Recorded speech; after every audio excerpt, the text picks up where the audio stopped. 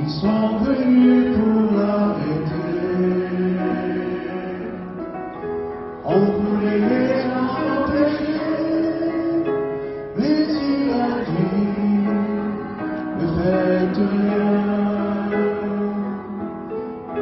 Quand Judas venait de l'embrasser, tous les soldats l'ont entouré. Ils l'ont saisi et l'emmenaient. Ils prétendaient pouvoir le juger. Il a tourné ses deux mains pour toi, attaché là-bas sur le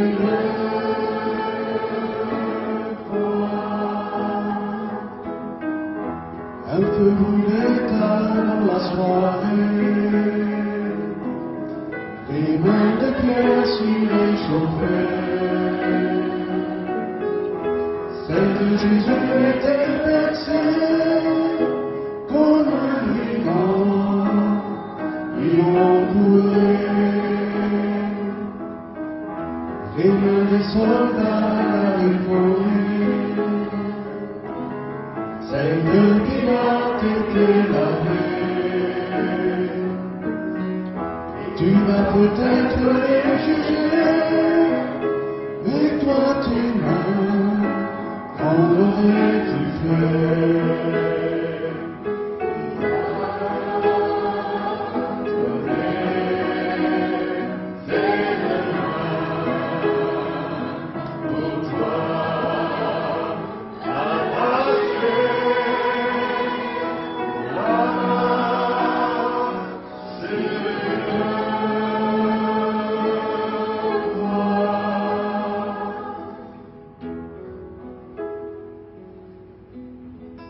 Alléluia.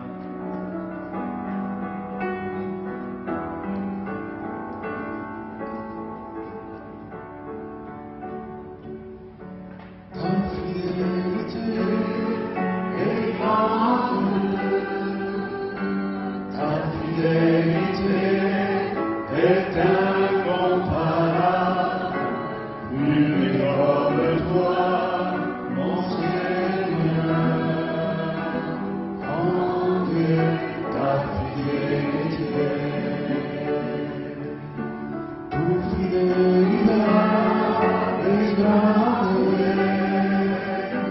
tout fidélité incomparable,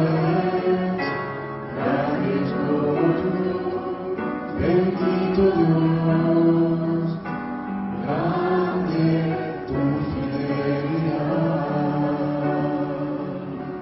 Amén, amén, amén, amén, amén.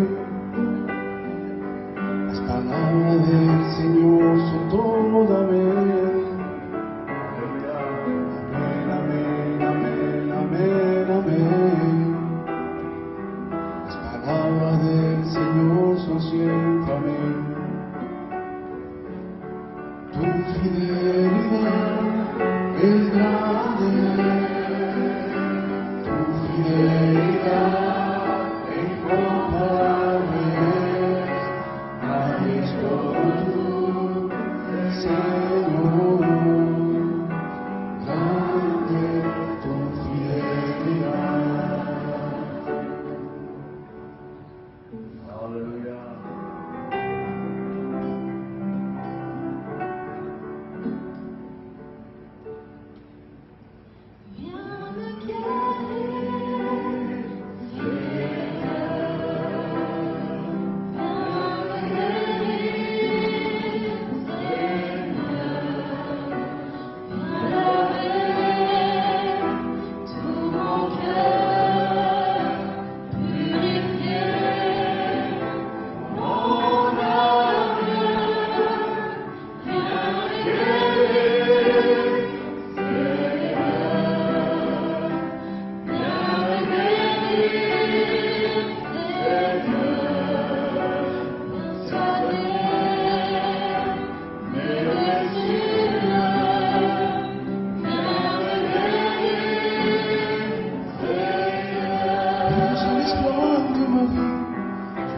solution, Seigneur, je crois en ton pouvoir. Tu connais ma maladie si parfaitement. Tu me dis ne crains plus rien, j'agis maintenant.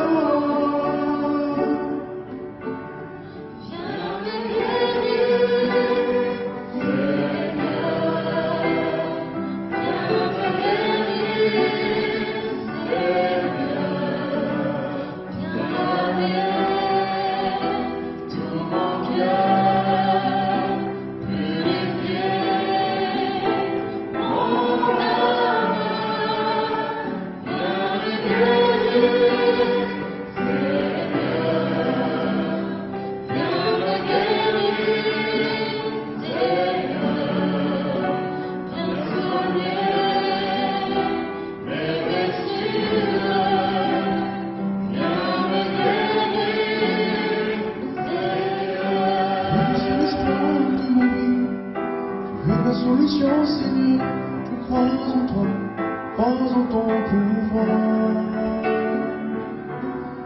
Tu connais ma maladie si parfaitement.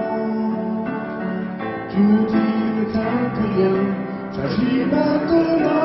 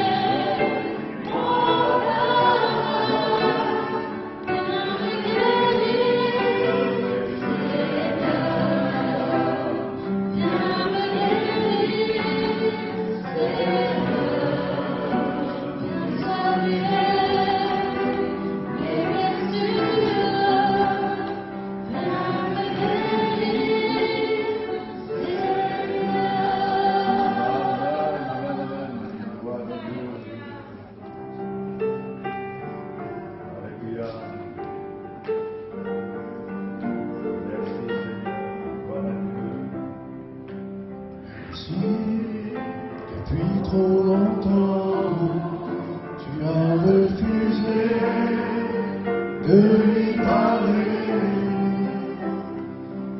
Jésus connaît tes sentiments, il est toujours prêt à recommencer. Même si des milliers de fois, son regard tu as hérité, angoissé, déchiré, tourmenté, vivant dans la culpabilité.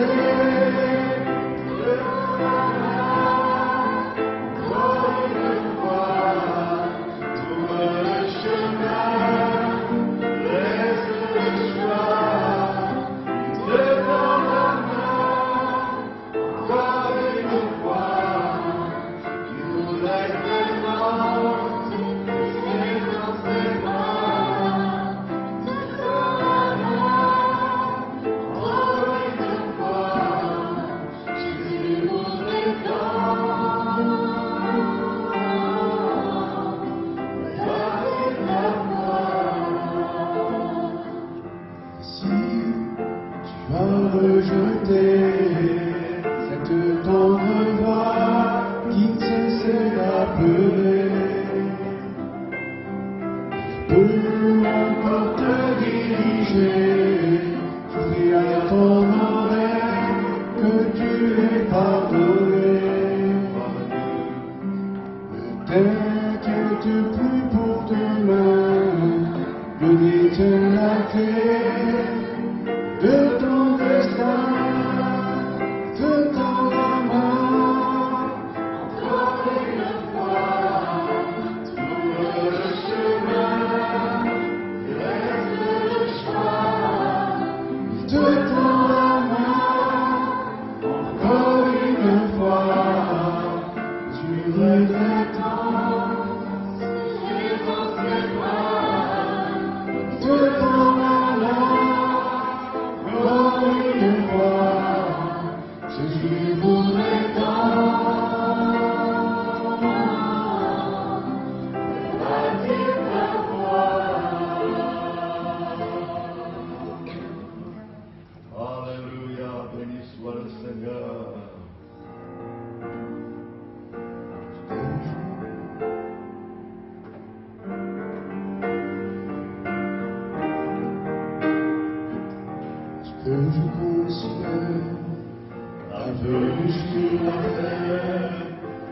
je considère tout ce que tu as fait. Je ne peux me taire et je veux crier. Pour le monde entier, tu t'es donné.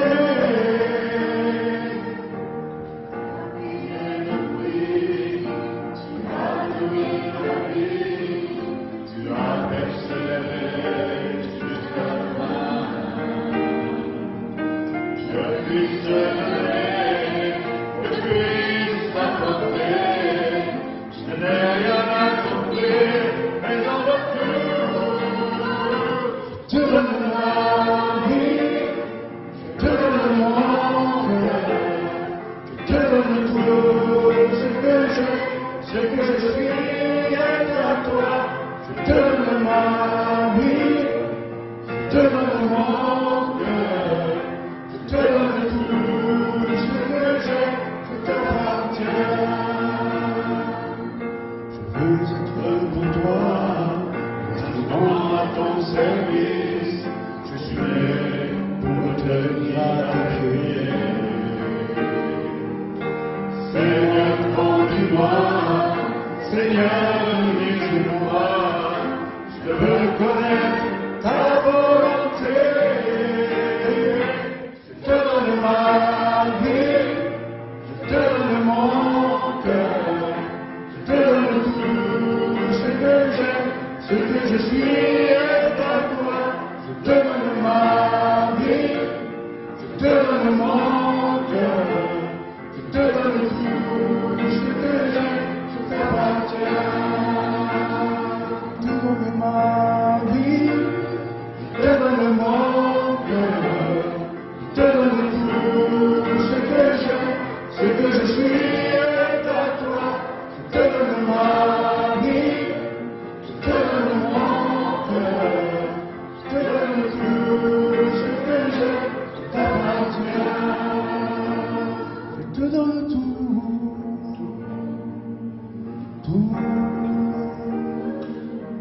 Tout ce que j'ai, je t'appartiens. Amen. Amen.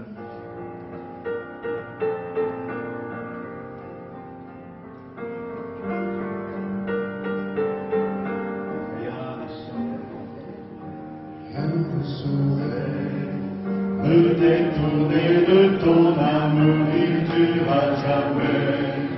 Et guide mes pas chaque jour, je tiendrai bon, je compterai sur toi.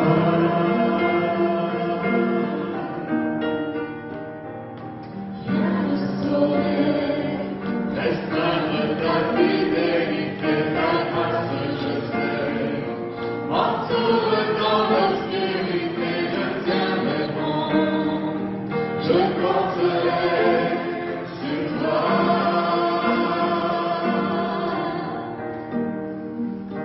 Je ne peux saisir tes voies, je me confie en toi. Tout mon espoir est établi sur ton amour et ta justice. Je ne suis même nulle autre voie, je me confie plus que toi, je tiens le monde, je porterai sur toi.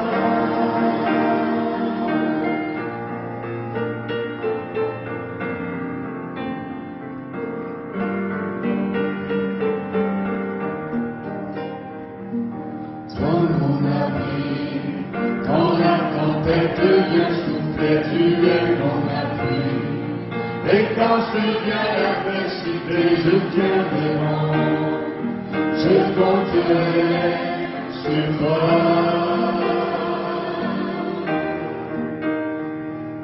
Je ne peux saisir tes voies, mais je me confie en toi. Tout mon espoir est établi sur ton amour et ta justice. Je ne suivrai ni autre voie. Je me confie ma plus sur toi. Je tiendrai bon. Je compterai sur toi. Je tiendrai bon. Je compterai sur toi. Je tiendrai bon.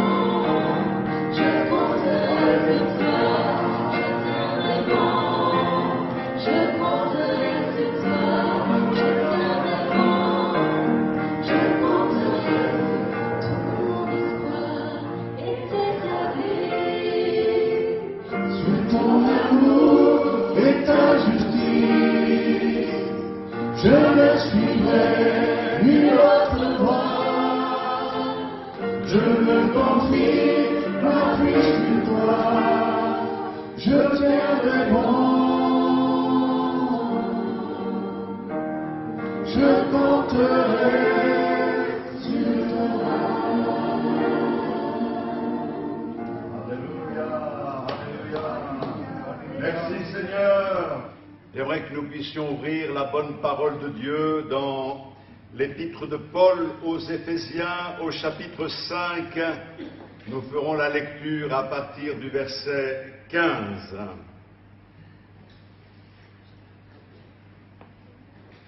Le temps passe et ici il en est question. On va y revenir. Racheter le temps. Il est dit donc ceci: prenez donc garde de vous conduire avec circonspection, de manière droite, juste, non comme des insensés, mais comme des sages. Rachetez le temps, car les jours sont mauvais. C'est vrai? Les jours sont mauvais? Ben, il faut racheter le temps. C'est pourquoi ne soyez pas inconsidérés, n'est pas des fous, hein? Mais comprenez quelle est la volonté du Seigneur. Ne vous enivrez pas de vin, c'est de la débauche. Soyez au contraire remplis de l'Esprit. Entretenez-vous par des psaumes, par des hymnes et par des cantiques spirituels, chantant et célébrant de tout votre cœur les louanges du Seigneur.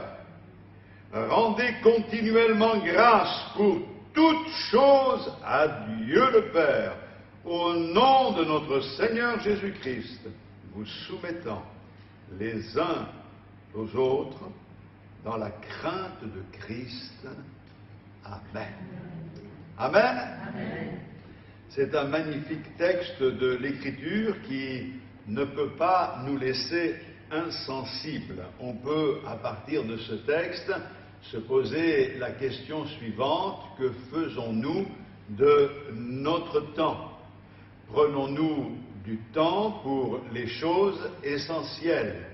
Quelqu'un a dit cette phrase: que de temps perdu pour gagner du temps. C'est vrai qu'on veut gagner du temps, mais en réalité, on en perd beaucoup. Et c'est vrai que nous oublions souvent l'essentiel. Je pense que dans notre vie, nous devons aller à l'essentiel et il doit y avoir des priorités. On aura l'occasion de le souligner parce qu'on a l'impression que le temps passe, mais les choses n'avancent pas comme elles devraient avancer. Nous perdons beaucoup de temps. C'était le sentiment de cette petite fille qui est allée à l'école pour la première fois, les premières fois, et elle a dit à sa maman: moi je ne veux plus aller à l'école, maman. Et sa mère lui a dit: mais pourquoi tu veux plus aller à l'école? Maman, je ne sais pas lire, je ne sais pas écrire, Et en plus de tout ça, la maîtresse, elle ne me laisse même pas parler. Alors ça sert à rien, hein. C'est vrai que, voyant de ce côté le problème, on peut comprendre que cette petite, elle avait l'impression de perdre son temps. Elle ne savait pas lire, elle ne savait pas écrire, en plus, on ne la laissait pas parler. Bon, mais je pense que nous pouvons voir les choses aussi d'une manière peut-être simpliste, mais peut-être aussi d'une manière un peu plus efficace. Paul ne dit pas simplement « ne perdez pas votre temps », mais vous avez souligné avec moi, il dit « rachetez le temps ».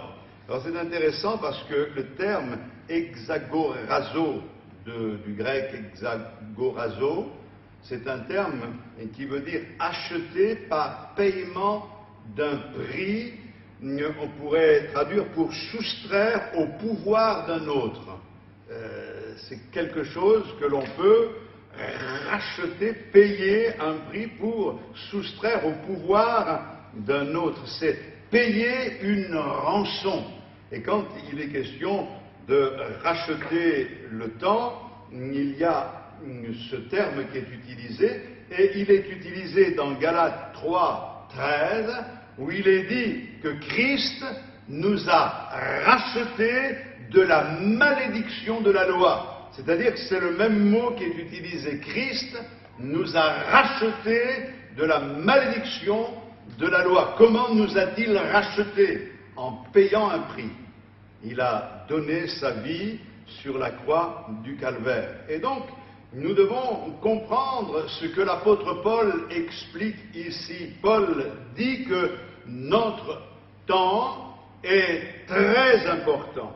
Et il est si important, si décisif, que nous devons le traiter comme une marchandise qui est très précieuse et qui ne doit pas être gaspillée, gâchée. Notre temps, c'est une richesse. Et d'ailleurs, le temps que nous passons ensemble, c'est vraiment une richesse. Et nous bénissons Dieu pour ce cadeau qu'il nous fait. Nous bénissons le Seigneur parce qu'il nous permet d'être riches de ce temps qu'il nous accorde. Donc nous devons racheter le temps. Mais pourquoi devons-nous racheter le temps? Il y a une raison pour laquelle le temps est précieux, c'est que nous en avons une quantité limitée. Nous ne savons pas combien de jours Dieu nous a attribués, mais nous savons que tous les jours de notre vie ont déjà été comptés avant même que nous ne venions au monde. Pour cette raison, nous n'avons pas à nous inquiéter, car le Seigneur sait le jour de notre naissance et il connaît le jour de notre mort. Tout est entre ses mains. Alors, les plus robustes arrivent à 80 ans, certains sont encore plus robustes que les robustes, ils vont jusqu'à 90, jusqu'à 100, mais en réalité, on sait que ce temps est limité. Et n'attendez pas d'avoir 95 ans pour commencer à réaliser que le temps est précieux. Je crois que dès aujourd'hui, alors que vous êtes tous très jeunes, eh bien, profitez de cette réalité, comprenez que le temps doit être racheté parce qu'il est limité. Et ce que le Seigneur nous attribue, nous devons le consacrer de la bonne manière. Mais ce n'est pas tout à fait ce que l'apôtre Paul dit, c'est-à-dire qu'il ne dit pas simplement « votre temps est limité », mais il dit « rachetez le temps ». Dans une liste que vous pourriez faire aujourd'hui, puisque nous sommes à la fin de l'année, des choses importantes. Quelles sont les choses importantes que vous devez faire? Essayez de réfléchir à une liste de quelque chose important que vous devez faire. On a questionné des personnes, pas moi, mais des journalistes, Et certains ont dit, on voudrait pouvoir à nouveau voyager. Quelqu'un a répondu, je voudrais pouvoir nager avec les dauphins. L'autre a dit, je voudrais rencontrer une célébrité. Un autre a dit, moi, j'aimerais faire un saut à l'élastique. Finalement, dans tout ce qui est exprimé, il y a rien de mauvais, sauf peut-être le saut à l'élastique. Hein. Soyez prudents. Mais toutes ces choses ne sont pas mauvaises en soi, mais je crois que le Seigneur nous avertit que nous ne devons pas être inconsidérés et surtout ne pas oublier dans la liste la chose la plus importante. Ne soyez pas inconsidérés, mais comprenez quelle est la volonté du Seigneur. Et je pense que la chose importante pour nous, pour cette année qui s'ouvre bientôt, c'est de comprendre quelle est la volonté du Seigneur. Et je pense que nous n'avons jamais été dans les conditions telles que celles que nous connaissons, qui nous permettent de réaliser que pour nous aujourd'hui, la chose importante, c'est de connaître la volonté du Seigneur. Qu'attends-tu de moi, Seigneur? Je crois que la chose importante et sérieuse, c'est la compréhension de la volonté du Seigneur. Les jours sont mauvais, nous vivons une époque mauvaise. Et nos choix, les choix que nous faisons, ne doivent pas être des choix uniquement charnels, terre à terre.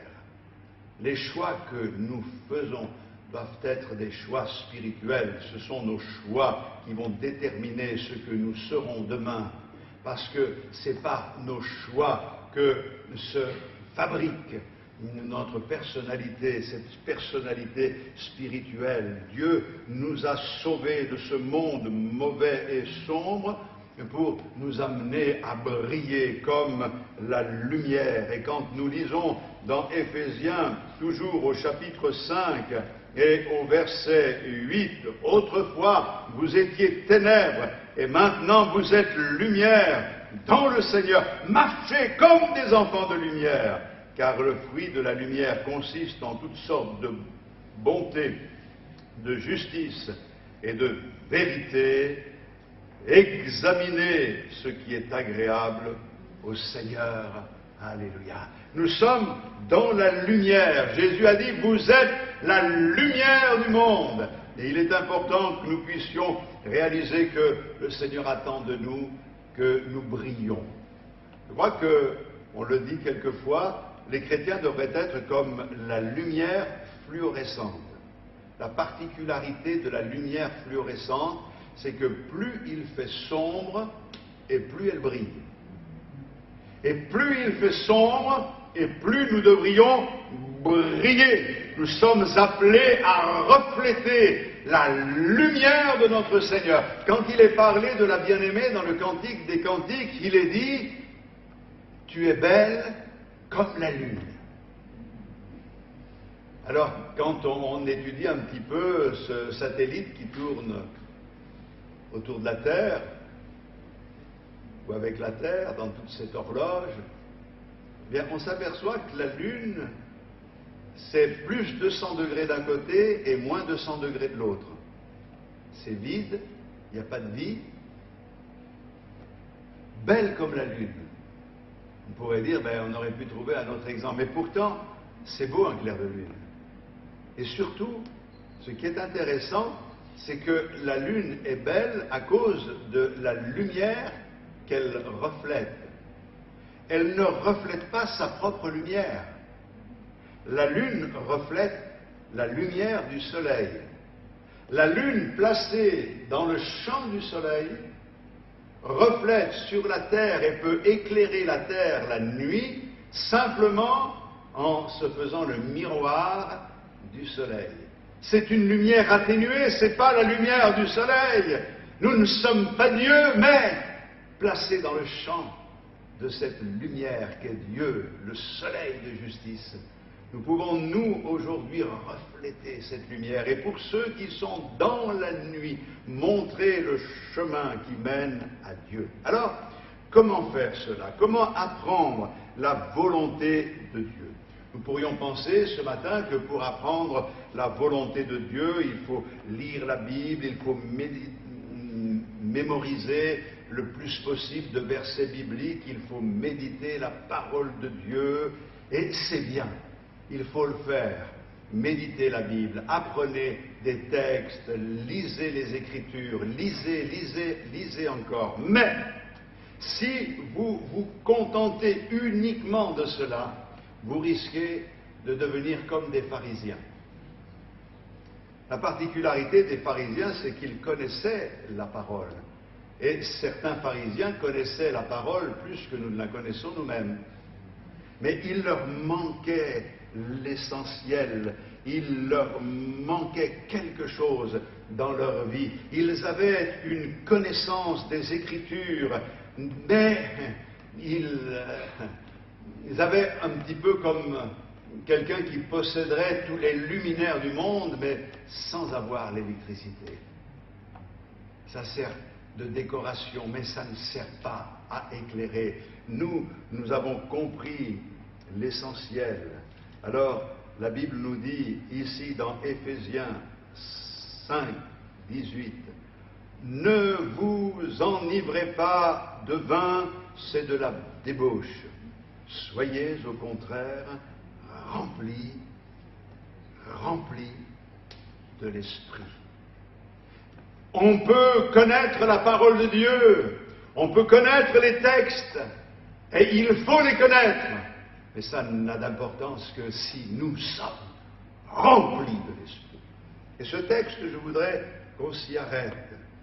Paul dit que nous devons comprendre pleinement la volonté de Dieu et que pour comprendre complètement la volonté de Dieu, il faut que nous soyons totalement contrôlés par le Saint-Esprit. C'est ce que l'apôtre Paul dit ici. C'est ce texte. Pour pouvoir comprendre la volonté de Dieu à notre égard, il faut nous laisser remplir du Saint-Esprit. D'ailleurs, la comparaison ici me paraît étrange encore aujourd'hui. Elle est étonnante. On a l'impression que l'apôtre est un peu décalé. Il parle de certaines vérités, rachetez le temps, ne soyez pas inconsidérés, comprenez quelle est la volonté de Dieu, du Seigneur à votre égard, et puis d'un seul coup, ne vous enivrez pas de vin. C'est de la débauche. Pourquoi parle-t-il de cette manière-là? Avez-vous vu déjà quelqu'un de ivre? Avez-vous déjà été ivre autrefois, avant votre conversion? J'espère qu'après ça a été fini. Et il parle à des chrétiens quand même, et nous devons toujours veiller. Pourquoi peux-tu dire, et pourquoi dis-tu que cet homme est ivre alors que tu n'as pas vu qu'il avait bu? Non, mais je n'ai pas besoin de le voir boire pour voir qu'il est ivre. Parce que tu t'es vu quand tu as bu? Quelqu'un de ivre, il n'arrive plus à être maître de lui-même. Il a perdu l'équilibre. Il ne peut plus vraiment contrôler sa façon de marcher. Ça se voit, ça s'entend à la manière dont il parle. On a en face de nous quelqu'un dont la pensée, elle, est complètement décalée. Et si vous vous approchez un peu trop, ça se sent. Quelqu'un de ivre, on peut le reconnaître à sa façon de marcher, de parler, de se comporter, d'agir, et l'odeur qu'il dégage, cette odeur d'alcool. Alors la comparaison, elle est intéressante parce qu'en revanche, au lieu d'être remplis d'alcool, si nous sommes remplis du Saint-Esprit, alors ça va se voir. Ça va se voir à notre manière de marcher. Parce que nous marcherons en harmonie, en accord avec la parole de Dieu. Nous marcherons droit. Nous serons droits dans nos chaussures. Nous avancerons avec assurance. Notre manière de parler va révéler cette vérité que l'Esprit de Dieu nous contrôle. Pourquoi le baptême du Saint-Esprit se traduit-il par le parler en langue? Tout simplement, et je pense cela, le Seigneur dit par la bouche de Jacques que si un homme pouvait maîtriser sa langue, il serait un homme parfait. Il ne dit pas si une femme, parce qu'on aurait tendance à dire que ça concerne les femmes, hein, mais les femmes et les hommes, c'est la même chose. Et lorsque l'Esprit de Dieu remplit quelqu'un, oh, mais il se met à parler en langue. Et le Seigneur montre par là que si l'Esprit de Dieu peut contrôler notre langue, ça veut dire qu'il peut contrôler tout notre être. Soyons constamment remplis du Saint-Esprit. Quelqu'un de rempli du Saint-Esprit, quand il parle, ça se voit. On sait qu'il y a quelque chose. Sa manière de penser, d'agir. Et l'odeur qu'il répand, c'est la bonne odeur de Jésus-Christ. Du nom du Seigneur, alléluia. Devons être tellement remplis du Saint-Esprit que les autres puissent le voir à notre comportement, sans aucun doute. Nous avons tous des progrès à faire. Pour cette raison que quelquefois, certains comportements font que il y a un doute. On est peut-être dans une mauvaise passe, il y a quelque chose qui ne va pas, mais notre responsabilité, c'est de refléter la lumière que le Seigneur a fait briller dans notre cœur. Et nous n'avons pas le droit de faire avec notre vie n'importe quoi et dans tous les domaines de notre existence pour être remplis du Saint-Esprit. Nous devons d'abord comprendre que le Saint-Esprit habite en nous avant que nous ne soyons remplis du Saint-Esprit. Nul ne peut dire que Jésus est le Christ si ce n'est par le Saint-Esprit. Il y a des théories qui ont circulé que quand on se convertit, l'Esprit de Dieu n'est pas en nous. Dieu le Père et Dieu le Fils viennent faire leur demeure en nous, mais l'Esprit de Dieu reste dehors. Et puis quand on est rempli du Saint-Esprit, alors il vient dedans. Non. Quand on reçoit le Seigneur, c'est par le Saint-Esprit, c'est par le Saint-Esprit que le Seigneur habite en nous. Il a fait de nous les temples dans lesquels il demeure. À lui soit toute la gloire pour cette merveille, une expérience extraordinaire que le Seigneur a permis que nous vivions avec lui. Mais l'Esprit de Dieu est déjà en nous parce que nous confessons que Jésus est le Christ. Mais être rempli, ça veut dire plein à ras-bord. Rempli, c'est ça. Plein à ras-bord. Et même, on pourrait dire que celui qui est rempli, il déborde.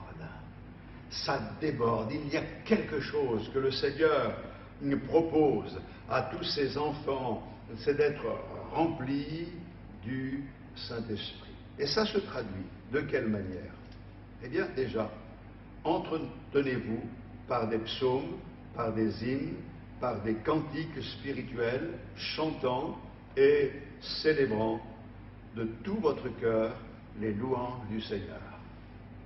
Être rempli du Saint-Esprit. Pour être rempli du Saint-Esprit, il faut que nous réalisions l'importance du chant, de la louange, de la musique. Ouais. Très important la musique dans la vie spirituelle. C'est très important dans les Écritures. La Bible nous dit qu'il y avait dans le ciel, avant même la création de l'homme et du monde, des instruments sur lesquels les anges jouaient déjà les louanges du Seigneur. Ça veut dire qu'il y a des instruments de musique dans le ciel dont on ne saurait imaginer le concept. Et ça a été donné à l'homme qui a commencé lui aussi à se fabriquer ses instruments. Et la musique et le chant et les hymnes sont donnés pour célébrer le Seigneur. Entretenez-vous par des psaumes, des hymnes, des cantiques spirituels. C'est quelque chose de très important. L'un des plus grands chantres de la Bible, c'est David.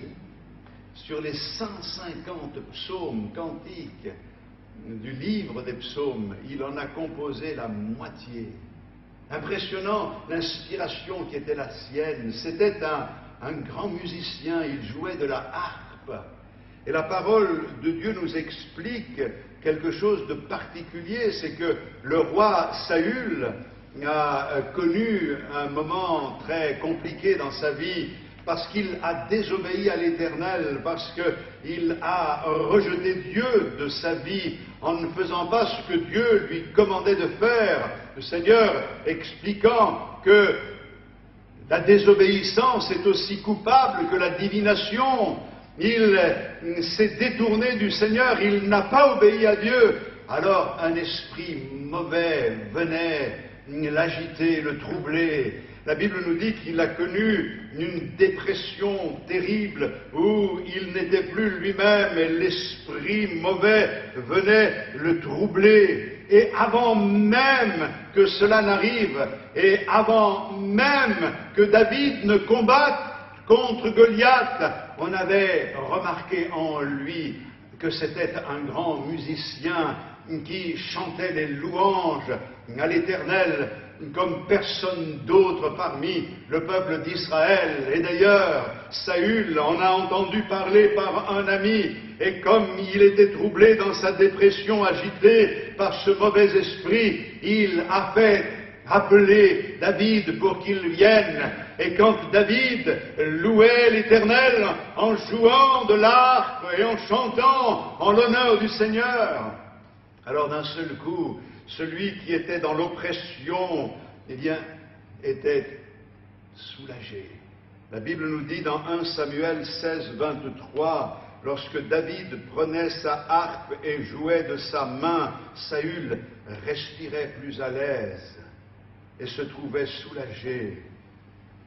Et le mauvais esprit se retirait de lui. Par la musique et par le chant, il y a un pouvoir même sur le mal. On a connu des personnes qui ne pouvaient pratiquement plus parler. Eh bien, elles avaient appris, ces personnes, des cantiques qu'elles chantaient, qu'elles continuaient à chanter en l'honneur du Seigneur. Ça ne vous arrive pas d'avoir de tels moments? Vous voyez, il y a un cantique qui m'a dernièrement aidé à traverser l'épreuve que vous connaissez, et c'est un cantique que ma tante m'a indiqué il y a quelques mois de cela. C'est un cantique en italien qui dit « Se non avessi te in questo mondo, o mio Signore, dove sarei? Se non avessi te in questa vita mia, o mio Signore, dove sarei? » Je ne vais pas tout vous le chanter, mais si je ne t'avais pas au monde, où serais-je? Qui pourrait me consoler dans mes moments difficiles? Qui pourrait m'apporter une parole de consolation quand j'en ai besoin? Et quand je me suis retrouvé à terre, quand le courage semblait me quitter, bien ce cantique me faisait tellement de bien. Je sais qu'un jour je le chantais et ma petite fille Stélina était assise à côté de moi sur le fauteuil. Elle ne m'avait jamais entendu chanter en italien. Et d'un coup elle dit « Ah, chante bien papy !» En réalité, c'est ces paroles qui me faisaient tellement de bien. Pouvoir célébrer le Seigneur alors il est important de chanter de tout votre cœur. Le temps de chanter est arrivé, dit le Cantique des Cantiques.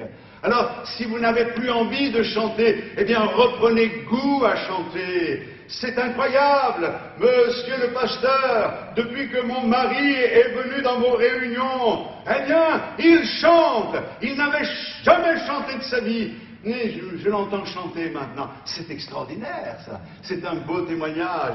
Eh bien, c'est ce que la parole de Dieu dit. Connaissez la volonté du Seigneur. Soyez remplis du Saint-Esprit. Et cela nous amène à chanter les louanges de Dieu. Et nous voulons le faire de tout notre cœur. Alléluia. Écoutez, choisissez-vous un cantique que vous allez apprécier et chantez-le. Louez le Seigneur. Et vous serez entraînés par ce cantique à vous placer devant Dieu. Vous verrez, votre âme sera comme arrosée de la bénédiction que le Seigneur a préparé pour vous. Ça vous fera du bien dans les moments de tristesse. Vous trouverez la joie dans les moments d'incompréhension. Vous saurez que le Seigneur est à vos côtés. C'est extraordinaire de pouvoir célébrer Dieu de tout votre cœur. Alors on entend toutes sortes de musique, mais célébrez Dieu avec des cantiques spirituels, la Bible dit, avec des paroles qui veulent dire quelque chose. Je ne veux pas dire que tout est à rejeter, hein. Vous pouvez faire le tri vous-même, mais faites-vous du bien dans ce moment que vous avez avec le Seigneur. C'est important de le faire, car le Seigneur attend que nous chantions pour sa gloire. Alors, je vais un peu plus vite au verset 20. Il est dit, rendez continuellement grâce à Dieu pour toutes choses, à Dieu le Père, au nom de notre Seigneur Jésus-Christ. Nous sommes remplis de l'Esprit, et quand nous sommes remplis de l'Esprit, nous avons toujours envie, le désir de remercier Dieu, de rendre grâce à Dieu. Quelqu'un qui est rempli du Saint-Esprit, il est content de son sort. Vous savez, le problème, c'est que nous pensons souvent à ce que nous n'avons pas, au lieu d'apprécier ce que nous avons déjà. Et si nous vivons de cette manière-là, alors les conséquences vont être dramatiques, parce que si nous passons notre temps à nous plaindre pour ce que nous n'avons pas, nous finirons par être de ces chrétiens amers, fermés, sans joie. Or, le Seigneur dit que quelqu'un qui est rempli du Saint-Esprit, il rend grâce à Dieu. Quand je pense à des frères et sœurs qui connaissent des épreuves incroyables, qui sont persécutés dans leur pays à cause de leur foi, qui vivent des souffrances, des agressions même physiques, et qui louent le Seigneur, je dis, c'est extraordinaire. Je me suis retrouvé dans certains contextes et dans certains pays où la pauvreté était grande, mais la richesse spirituelle était telle que ça se voyait à la manière de chanter, de célébrer Dieu, de remercier le Seigneur. Et la Bible me le dit ici, alléluia. Je ne veux pas devenir une personne misérable, malheureuse, mais je veux rendre grâce à Dieu pour tout ce qu'il m'accorde. Mais il y a un troisième élément qui est donné ici et qui me donne la référence de celui qui est rempli du Saint-Esprit. Il est dit, vous soumettant les uns aux autres dans la crainte de Christ. Alors, entretenez-vous par des psaumes, par des hymnes et par des cantiques spirituels, chantant et célébrant de tout votre cœur les louanges du Seigneur. Rendez continuellement grâce pour toutes choses à Dieu le Père, au nom de notre Seigneur Jésus-Christ, vous soumettant les uns aux autres dans la crainte de Christ. Alléluia. Vous savez, dans ce texte, ce qui va intéresser le plus, c'est ce qui suit. Ce n'est pas ce que je viens de dire, c'est ce qui suit. Femmes, soyez soumises à vos maris comme au Seigneur. Il a dit Amen, hein? en réalité, les hommes, on ne devrait pas dire Amen, parce que Dieu s'adresse aux femmes. Donc si Dieu s'adresse aux femmes, les hommes ne devraient pas écouter. Oui, enfin, je vais essayer de vous le faire comprendre d'une manière différente. C'est vrai que le texte qui intéresse le plus, c'est celui-là. La question, c'est les femmes doivent-elles soumises aux hommes, aux maris? Alors si vous me posez la question, je vais vous dire oui, puisque c'est écrit. Et les théologiens, quelquefois, essayent de démontrer que tout cela n'a pas été écrit de cette manière-là, alors ils s'embrouillent, on ne comprend plus rien ce qu'ils disent. Il y a des prédicateurs qui jamais n'aborderont le problème. La question, le texte là, ne veulent pas en entendre parler, ou plus exactement, ils préfèrent éviter le sujet. Parce que déjà qu'ils ont du mal à mettre cela en œuvre dans leur propre foyer, alors vous imaginez pour l'enseigner aux autres. C'est un sujet qui est complexe. Cependant, dans ce texte, le point essentiel, il ne faut pas passer à côté.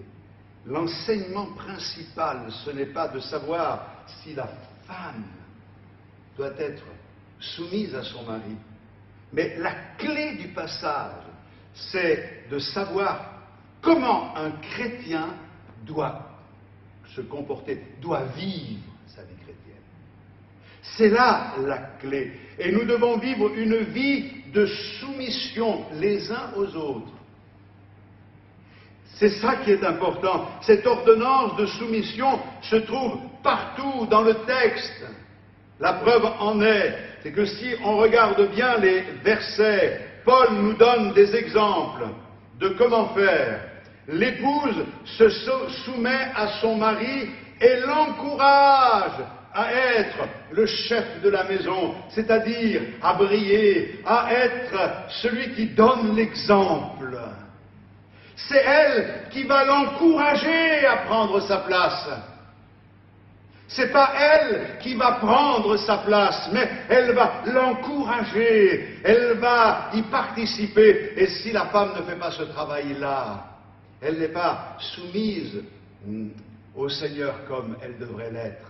Mais ça ne s'arrête pas là. Le mari, lui, il se soumet à sa femme, en l'aimant comme Christ a aimé l'Église. Est-ce que vous comprenez l'équilibre qui est donné ici? Le mari est soumis à sa femme parce qu'il ne cherche pas son intérêt, il cherche le bien-être, le bonheur de celle qui se place sous sa protection.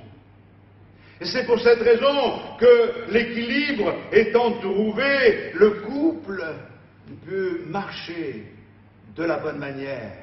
Mais quand il y en a un des deux qui impose sa loi, alors le déséquilibre s'installe, le mépris s'installe, le manque de respect peut en être la conséquence.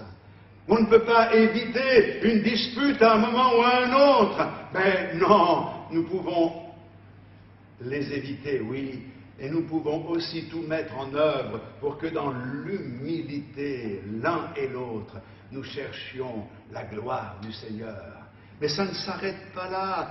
Il est dit, les enfants, soumettez-vous aux parents en leur obéissant. Vous êtes sous leur autorité. Mais tout de suite, le Seigneur dit, et vous lirez les versets suivants, les pères doivent se soumettre à leurs enfants en mettant tout en œuvre pour ne pas être déraisonnables et ne pas, justement, les briser par un excès d'autorité. Mais nous devons trouver l'équilibre. Lorsque l'enfant devient roi dans une maison, c'est une catastrophe. Un enfant qui vient à régner, c'est une catastrophe. Mais le papa, la maman doivent se soumettre à l'enfant parce qu'ils ont à charge cette âme pour pouvoir l'aider à s'élever, parce que l'enfant n'est pas inférieur, l'enfant est semblable à nous, et il devient l'homme, la femme que nous aurons contribué à construire, parce que Dieu nous donnera cette grâce de leur communiquer surtout ce qui vient de Dieu.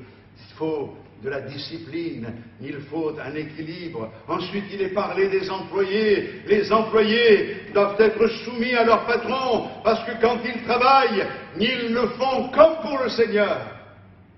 Ils ne font pas pour le patron. Ils le font d'abord pour le Seigneur.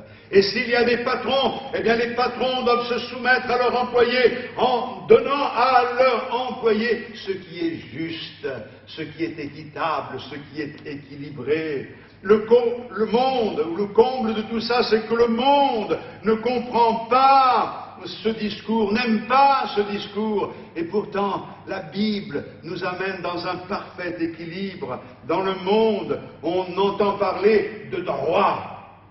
Le droit du citoyen, le droit de la femme, le droit de ceci, le droit de cela, la position qui est la nôtre, le pouvoir de ceci, le pouvoir de cela. Mais en réalité, nous devrions être de ceux qui cherchent à nous placer dans le plan de Dieu pour tout mettre en œuvre afin que le Seigneur soit glorifié dans nos vies autour de nous.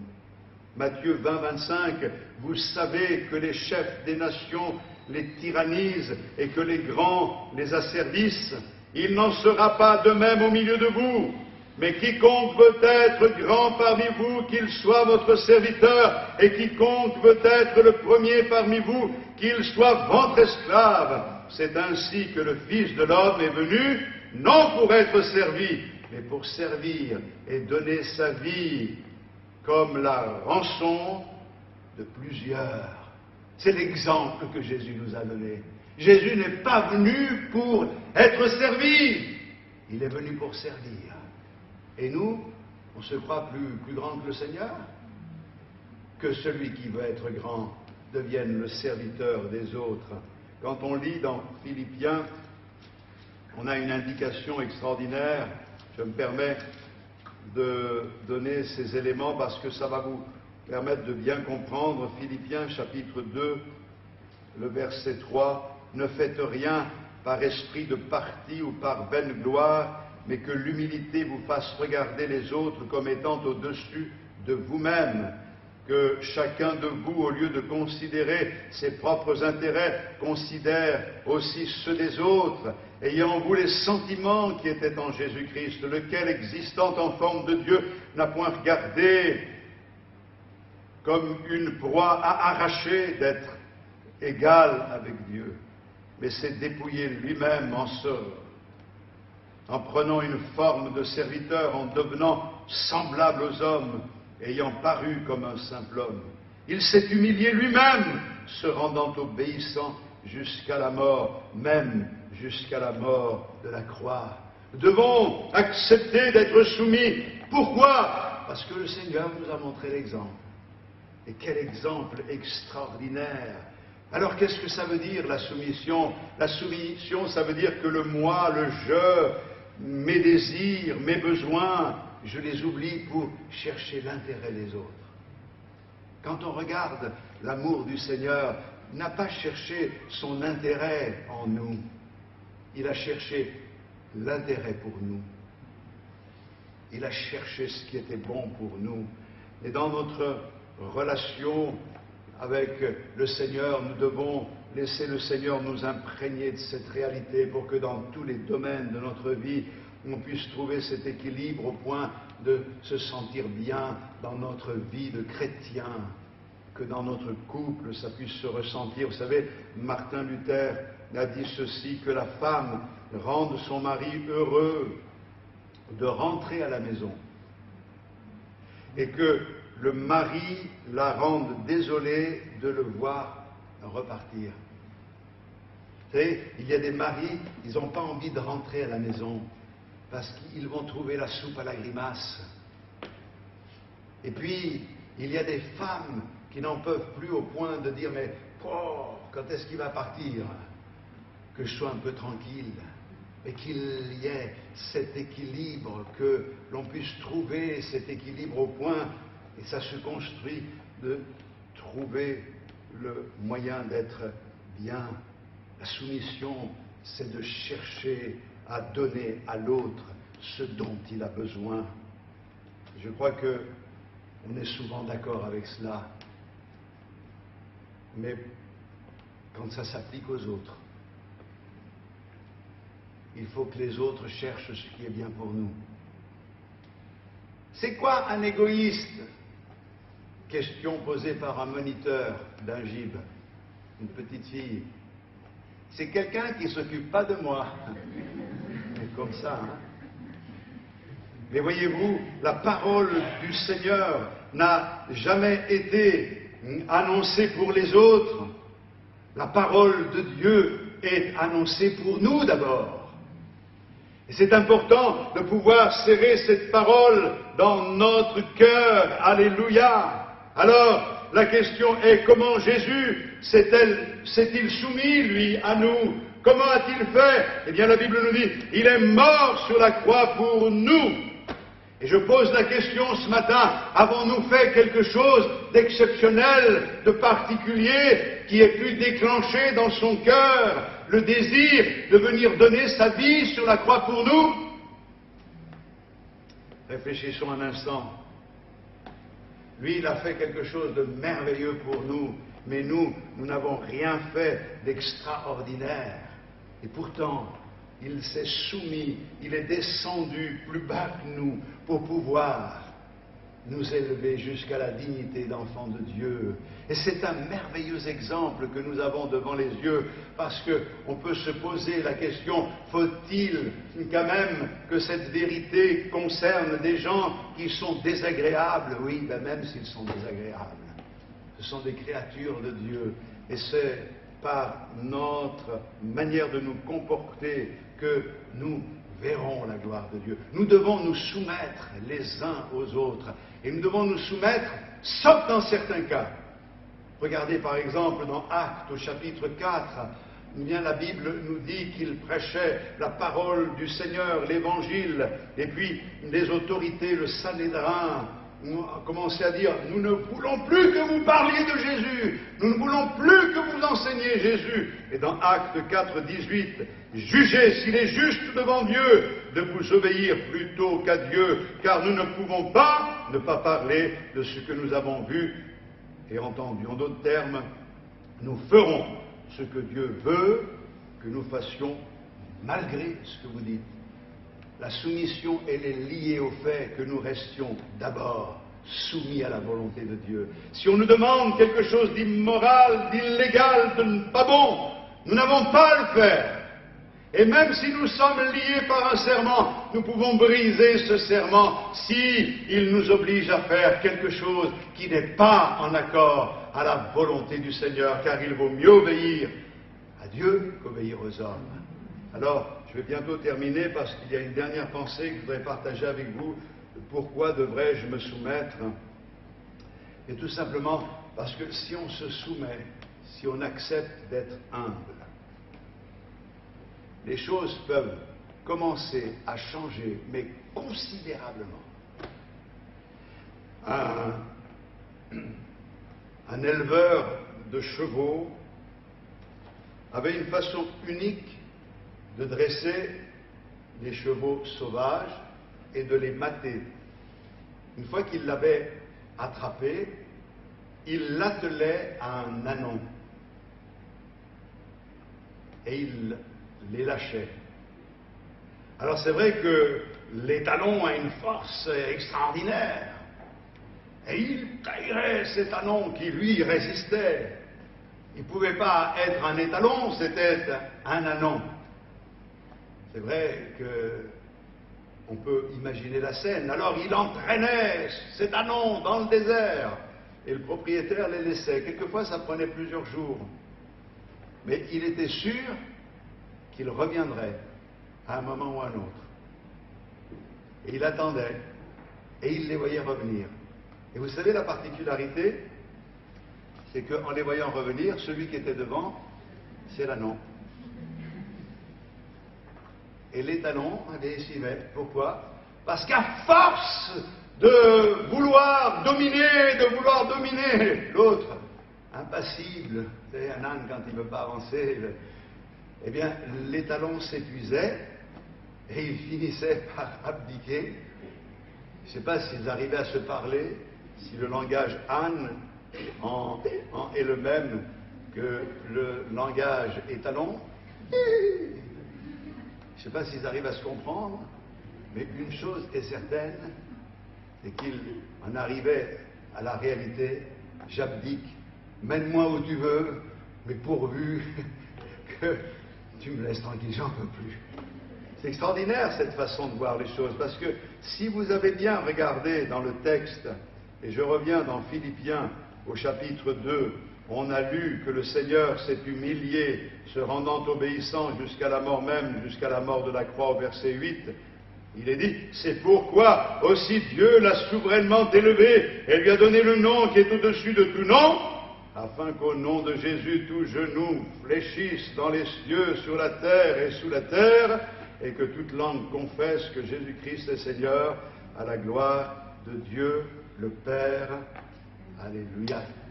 C'est extraordinaire. Jésus, c'est en s'humiliant qu'il a amené cette réalité que les genoux fléchissent devant sa majesté. Et nous savons qu'un jour, tout genou fléchira devant sa majesté.